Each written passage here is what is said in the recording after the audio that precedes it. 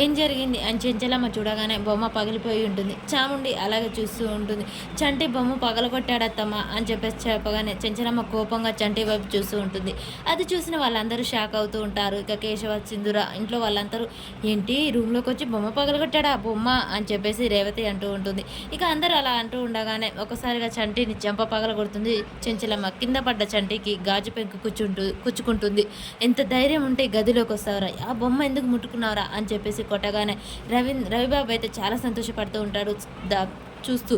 ఇక చిందర కూడా మనసులో సంతోషపడుతూ ఉంటుంది. అసలు నువ్వు గదిలోకి ఎందుకు వచ్చావు, ఇది ఏంటో తెలుసా, నా కన్నయ్య జ్ఞాపకం, నా కన్నయ్య లేకున్నా నా కన్నయ్య జ్ఞాపకం, ఈ రూమ్లోకి నువ్వు ఎందుకు వచ్చావు, ఈ రూము ఒక గుడి లాంటిది, నా కన్నయ్య జ్ఞాపకాలన్నీ ఇందులోనే ఉన్నాయి అని చెప్పగానే అది కాదమ్మగారు, అబ్బాయి గారు పుట్టినరోజు కదా, ఇవన్నీ శుభ్రం చేద్దామని వచ్చాను అని చెప్పగానే ఇంక చాముండి అయితే సైలెంట్గా ఉంటుంది.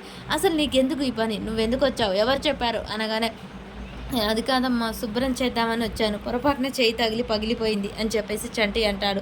ఇక కేశవ అలా చూస్తూ ఉండగానే ఆయన పనివాడికి పెత్తనం ఇస్తే ఇలాగే ఉంటుంది, మేమే సొంత వాళ్ళం ఈ గదిలోకి రావు, నీకెంత ధైర్యం రా ఇందులోకి రావడానికి అని చెప్పేసి ఇక ఇంట్లో వాళ్ళు నోటికి వచ్చినట్టు మాట్లాడుతూ ఉంటుంది. ఆయన పేనుకు పెత్తనం ఇస్తే నెత్తెంత బోడగుండు చేసిందని పొద్దున కార్తీక్ బాబు బట్టలు ఇచ్చావు, అందుకే వాడు ఇలా చేశాడు అని చెప్పేసి ఇక భవతి అంటూ ఉంటుంది. వాళ్ళు నాలుగు మాటలు అంటూ ఉంటారు. ఇంకొక క్షణం నా కళ్ళ ముందుంటే నేను ఏం చేస్తానో తెలియదు, వెళ్ళు ఇక్కడి నుంచి వెళ్ళు అని చెప్పేసి చంటిని కసిరిస్తూ ఉంటుంది. చెంచలమ్మ నన్ను క్షమించండి అమ్మగారు, ఇంకెప్పుడు ఈ గదిలోకి రాను అని చెప్పేసి చంటి అక్కడి నుంచి అయితే బయటికి వెళ్ళిపోతాడు.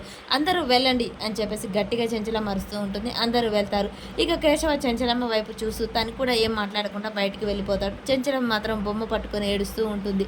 చంటి బయటికి వెళ్ళి బాధపడుతూ ఉండగానే చాముండి చంటి అది కాదు, నీకేదో మంచి పేరు వస్తుంది అనుకున్నాను కానీ ఇలా జరుగుతుంది అనుకోలేదు అనగానే చంటి కోపంగా చూస్తూ ఉంటాడు.